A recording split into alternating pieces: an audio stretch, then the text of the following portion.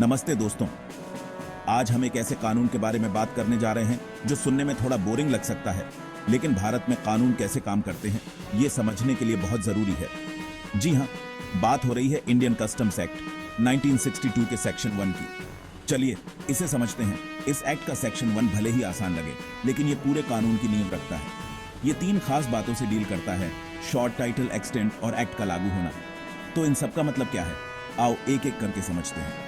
सबसे पहले बात करते हैं शॉर्ट टाइटल की। ये बेसिकली इस एक्ट का नाम है।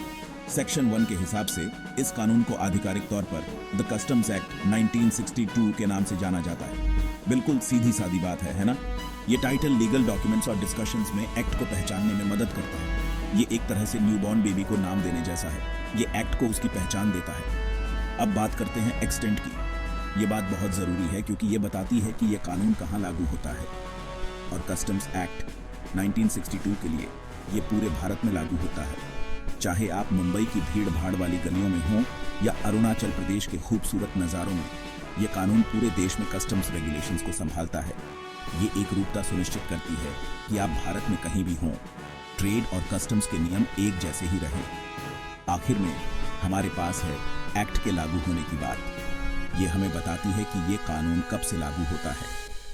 कस्टम्स एक्ट 1962 के लिए ये सेंट्रल गवर्नमेंट द्वारा ऑफिशियल गजट में बताई गई तारीख से लागू हुआ।